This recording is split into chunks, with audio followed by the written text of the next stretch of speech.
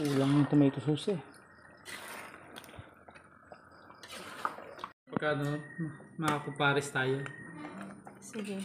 Ikaw lang pala inaantay para makapagpares eh. Guys, magpapakulay ako ng buhok ngayon sa pamangkin ko. So, voice over muna ako ha, guys. Kasi, hindi ako kanina ng aking mic. So, ito yung pangkulay. Yan, milk tea ash. Ang aking napili. Yan. Sana tumalab kasi yung color ng hair ko ay black. So, meron siyang ito. Ano ba tawag dito? Oxidizer yata to. So, yan. May kasama na yan dyan. Tapos, meron siyang pang brush. Ayan, suklay. Tapos, meron din siyang plastic ng buhok mo kapag katapos. Sorry guys, busy po na ako kasi. Tapos, ito, pang protekta lang sa ating damit na suot. Plastic. And then, after nya, meron din dito ang panglagay sa tenga. So, yun lang. Mag-start na tayo, guys. Ayan. Black yung kulay ng buhok ko, guys. Sana tablan siya. So, habang pinaprepare ng pamangkin ko yung aking pangkulay, dumadaldal muna ako dito. Tinatanong kung ano ba yan. So, yan. Papakita sa inyo yung result yan. Siguro kinabukasan na.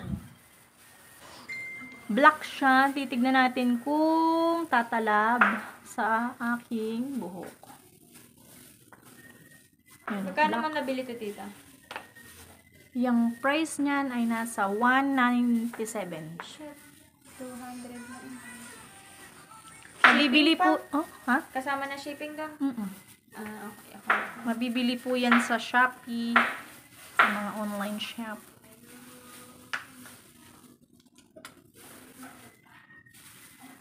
Para kung gagraduate. Dan, dan, dan. Kailangan natin siyang ubusin. 1:1. Oh my. Kala mo, isitan ka mo. Mamaya tayo mag-umpisa.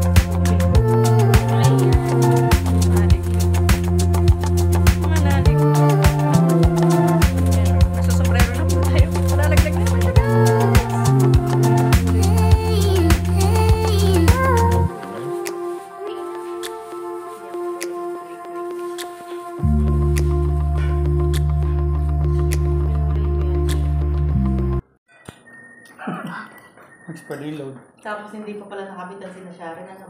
Wala silang load. Bakit ba tayo magulat ngayon? Ano ba? Aray, Lena, sumabit ka pa sa kami. Ano? Sabi ko, ayaw mo ng baka. Ayaw ka din ng baka. Nagpalit yung 500 sa napakarami. Pilit. Ang dami nilang kakaroon doon. Mag-ulam kayo eh. Hindi ka siya makakabak. Kaya, masarap to. Mas masarap kita magkamay ka. Masarap-sarap eh. Mas masarap yung sabaw. Ang anghang, ang sarap. Lasa nga lang gamot yung kamay ko. Ang sarap na eh. Ay, laking kamay mo.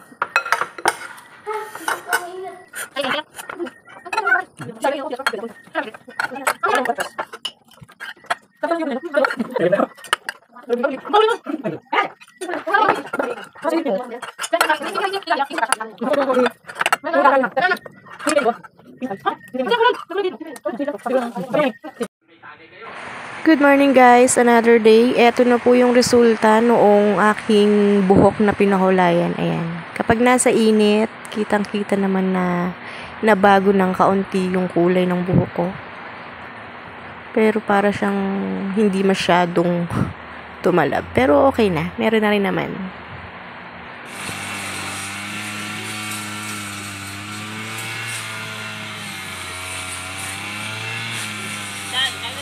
Guys, nakapagpalinis na kami. Yan.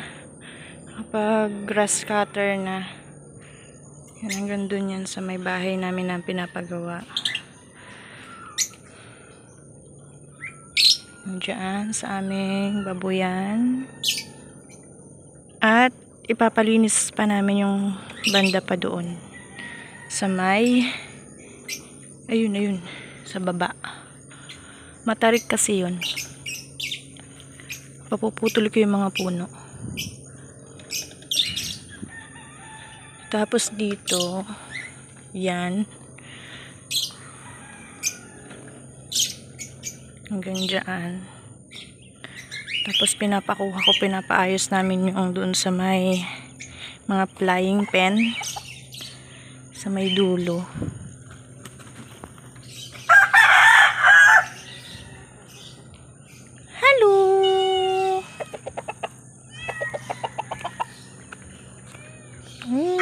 Meron kami mga papi.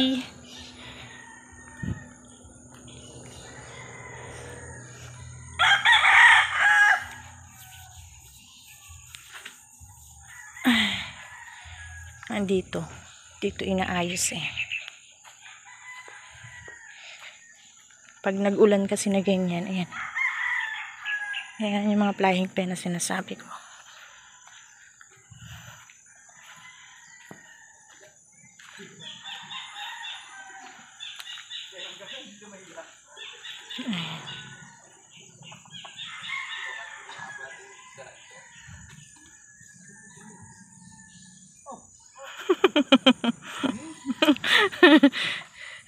Ang mamacho nyo dyan ha. Kamamacho nyo. Don't forget to like and share and subscribe na rin po. Thank you!